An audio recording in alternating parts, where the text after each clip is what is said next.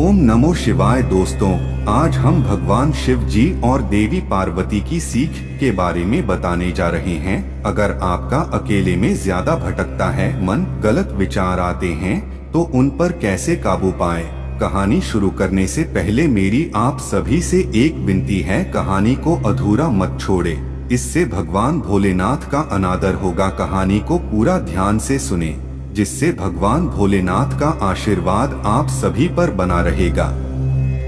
देवी पार्वती और शिव जी से जुड़ी कथा है। देवी सती ने देह त्याग दी थी और सती के वियोग में शिव जी ध्यान में बैठे हुए थे। एक दिन शिव जी के पास हिमाचल राज और उनकी पुत्री पार्वती पहुंच गईं। हिमाचल राज के मन में था और पार्वती जी भी चाहती थीं कि मेरा विवाह शिव जी के साथ हो जाए, लेकिन शिव जी तो तप कर रहे थे। सती के बाद वे दोबारा विवाह करना नहीं चाहते थे। तभी पर्वतराज हिमाचल राज ने शिव जी से कहा, आप यहाँ तप कर रहे हैं, यहाँ आपका ध्यान रखने वाला कोई नहीं है। मैं चाहता हूँ कि मेरी पुत्री पार्वती यहाँ रहकर आपकी सेवा करे, मुझे इस बात की जरूरत नहीं है। महिला की वजह से ध्यान, वैराग्य, तप बिगड़ जाता है। अगर एकांत में महिला रहेगी तो मेरा तप भंग हो सकता है, इसलिए आप मुझे क्षमा करें और अपनी पुत्री को यहाँ से ले जाइए। शिव जी ने हिमालय राज को जवाब दिया। हिमालय राज और शिव जी की बातें देवी पार्वती बहुत ध्यान से सुन रही थीं। आप कह रहे हैं कि आप तप कर रहे हैं, तो जब आप तप ही कर रहे हैं तो आपको ये आभास कैसे होगा कि ये शरीर महिला का है और ये शरीर पुरुष का है? पार्वती जी ने शिव जी से पूछा।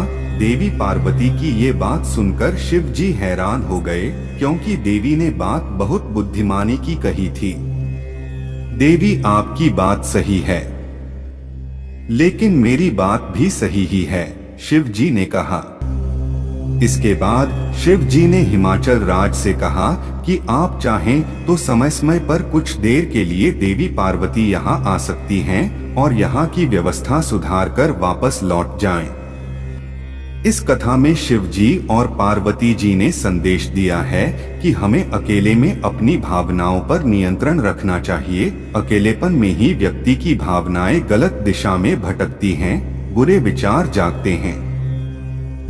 इसलिए एकांत में भावनाओं पर नियंत्रण रखें। जो लोग पूजा पाठ, तप और ध्यान करते हैं, उन्हें पूरी तरह एकाग्रता के साथ डूबकर ये काम करना चाहिए, तभी मन गलत दिशा में नहीं भटकेगा। डिस्क्लेमर: इस लेख में दी गई जानकारियां और सूचनाएं माध्यमों, ज्योतिषियों, पंचांग, प्रवचनों, मान्यताओं, धर्म ग्रंथों से संग्रहित कर ये जानकारियां आप तक पहुंचाई गई हैं। स्पिरिचुअल मोटिवेशन टीवी इनकी पुष्टि नहीं करता है। हमारा उद्देश्य महज सूचना पहुंचाना है। अगर आपको वीडियो अच्छी लगी हो तो चैनल को सब्सक्राइब करें और वीडियो को शेयर करें। हर हर महादेव। ओम नमः शिवाय।